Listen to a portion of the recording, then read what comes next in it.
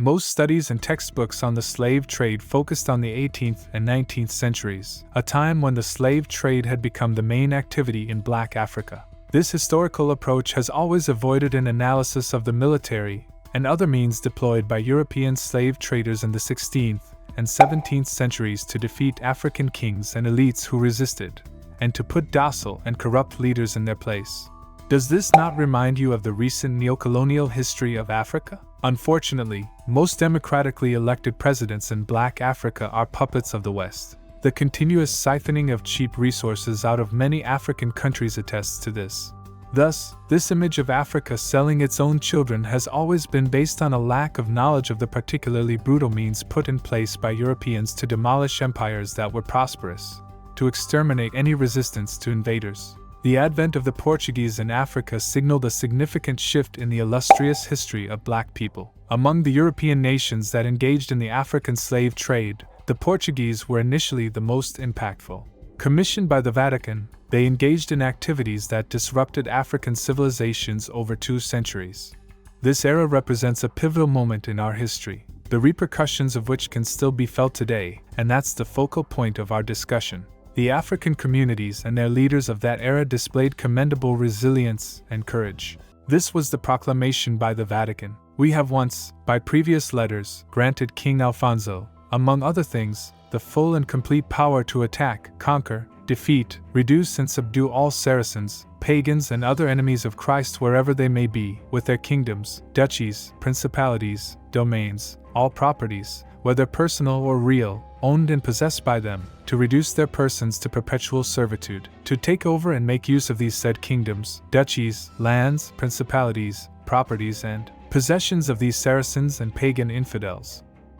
Pope Nicholas V, on January 8, 1454, officially sanctioned Portugal's involvement in initiating the European slave trade and the ensuing disruption in Africa. This mandate was further detailed by his successor, Pope Calixtus III, in 1456. The Congo Empire, encompassing regions now known as Angola, Democratic Republic of the Congo, Congo, and Gabon, as well as the East African coast, which had trading ties with Australia as early as the 11th century, were noteworthy in the annals of history. German historian Leo Frobenius acknowledged their splendor and sophistication, stating, "In the Kingdom of Congo, a bustling populace, clad in silk and velvet, existed alongside meticulously organized states, influential monarchs, and thriving industries. Truly civilized to the core." The situation was quite comparable in the countries along the eastern coast, such as Mozambique. This rich culture and prosperity is also captured in the East African saying, "Ivory beds are accessed by silver ladders."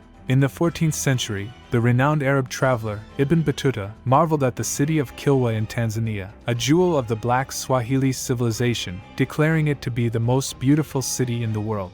This was the splendor and sophistication Europeans encountered upon their arrival in Africa. By 1482, the Portuguese made their way into the Congo Empire, which was under the leadership of Nzinga Nkuwa at the time. In a display of the famed African hospitality, the king extended warmth and trust towards the newcomers, perhaps a bit too generously. Armed with firearms, which were foreign to the Africans, the Portuguese, a nascent European power recently reinvigorated by influences from black civilizations of Northeast Africa and the Arabs, abruptly and violently altered the trajectory of African history. The Congo Empire, known as Congo Diantadala, saw upheaval upon the death of Nzinga Nkuwa. His son, Mpanzu Akidama, who was critical of Europeans and Christianity, became emperor. However, the Portuguese plotted against him to support his brother, Nzinga Mbemba, later known as Afonso I. Mpanzu died in conflict, and Afonso ascended to the throne. Profoundly influenced by Christianity, Afonso sent young Congolese, including his own children, to Europe for education. His son Enrique even became a bishop. The Portuguese slowly began dominating the Congo Empire, often ruling alongside the monarch. They aimed to technologically weaken the Congo, making it a vassal state. They hindered the Congo's ambitions for international trade, even denying them ships. The Portuguese also began controlling the empire's international relationships. This control paved the way for the slave trade, which Afonso vehemently opposed. He was appalled at the participation of both the Congolese and Portuguese Christians in slave raids. Afonso frequently wrote to King João III of Portugal, expressing his dismay and seeking intervention, only to be met with indifference. The Portuguese began undermining the Congo's political structure, targeting its leaders. Many dignitaries, including family members, were kidnapped. Afonso survived an assassination attempt in 1540 but grew disillusioned with Portugal by 1543. He died, confused by the turn of events. In the early 1500s, the Portuguese attacked and looted several coastal cities along the Swahili and Somali coastlines, including Zanzibar, Kilwa,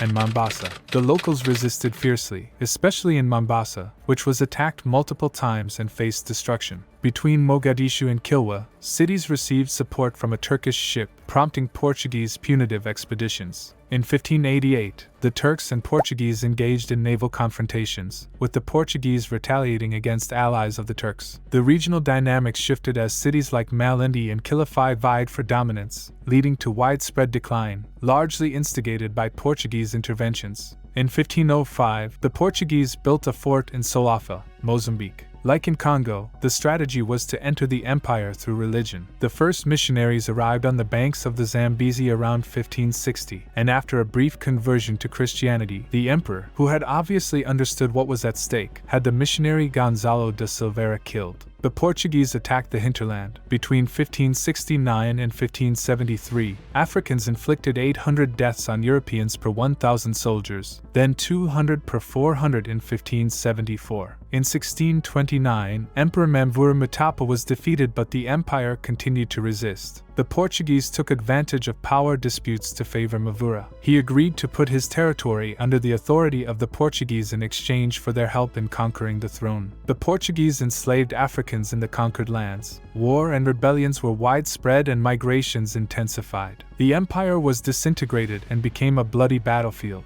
The Mutapa Mukamwi succeeded in creating a coalition, defeating the Portuguese in 1680 and 1690, but the harm done to Zimbabwe was irreparable. The legendary Southern African Empire would collapse. Next, these are the ruins of various kingdoms destroyed by the European colonizers. Ruins of the Swahili civilization on the coasts of Tanzania and Kenya. Note the presence of stone architecture by Black Africans before the advent of the European colonization. Ruins along the Somali coastline. Again, note the presence of stone architecture by Black Africans before the advent of the European colonization. The stone ruins of the Mwini Mutapa Empire. So, as you can clearly see, our ancestors were not living in mud huts before the advent of Western colonization. The colonization of Africa by European powers remains a profound and indelible chapter in world history, marking a period of profound transformation, conflict, and adaptation. Throughout the continent, resilient African kingdoms and civilizations, with rich histories and diverse cultures, encountered a wave of external challenges, from subversion and exploitation to outright conquest. While the European colonizers left deep scars, from altering political boundaries to impacting social structures, the story is not just one of subjugation.